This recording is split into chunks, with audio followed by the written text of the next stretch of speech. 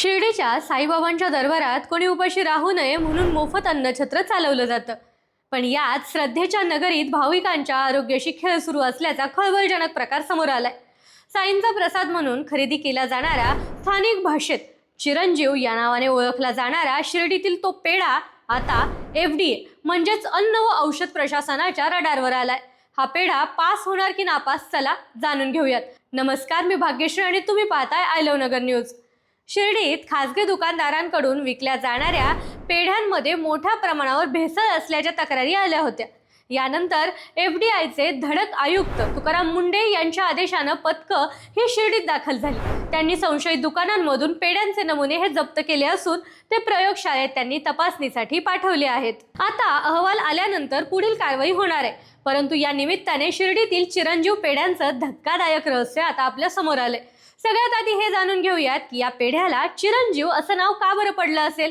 तर शिर्डीत दोन प्रकारचे पेढे मिळतात. एक म्हणजे राजूरचे शुद्ध खव्याचे पेढे की जे 500 ते 700 रुपये किलोने मिळतात, आणि दुसरा प्रकार म्हणजे हा चिरंजीव पेढे किंवा साखर पेढे की जो अवघ्या 200 ते 250 रुपये किलोने विकला जातो. यात तब्बल 70 ते 80% फक्त साखरच असते. आता याला चिरंजीव का म्हणतात तर खव्याचे पेढे लवकर खराब होतात, पण साखरेचे पेढे हे त्यापेक्षा जास्त काळ टिकतात.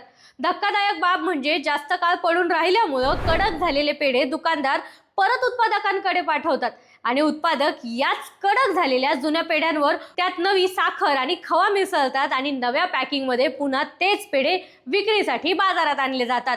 म्हणजेच एकदा तयार झालेला पेढा पुन्हा कधीच वाया जात नाही, तो पुन्हा पुन्हा वापरला जातो आणि म्हणूनच तो ठरतो चिरंजीव. आता प्रश्न असा आहे की कायद्याच्या चौकटीत ही भेसळ ठरेल का.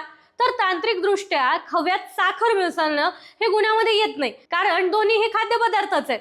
पण पेढ्यात किती साखर असावी याचा कोणताही लेखी नियम नाहीये. पण तरीही उत्पादक अडकू शकतात, कारण या पेढ्यांच्या पाकिटांवर उत्पादनाची तारीख म्हणजेच मॅन्युफॅक्चरिंग डेट नसते, त्याचबरोबर एक्सपायरी डेट नसते, काही वेळा बुरशी लागलेली असते आणि काही वेळा पॅकिंगचे नियम पाळलेलेच नसतात. या निकषांवर हा पेढा अपात्र ठरला तर विक्रेते आणि उत्पादकांवर कडक अशी कारवाई होऊ शकते.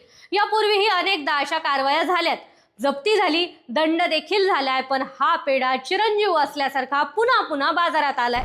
आता तुकाराम मुंढेंच्या कडक कारवाईच्या तडाख्यातून हा पेढा वाचणार की कायमचा बाद होणार हे पाहणं आता महत्त्वाचं ठरेल. भाविकांच्या श्रद्धेशी आणि आरोग्याशी खेळ थांबायला हवा की नको, तुम्हाला काय वाटतं?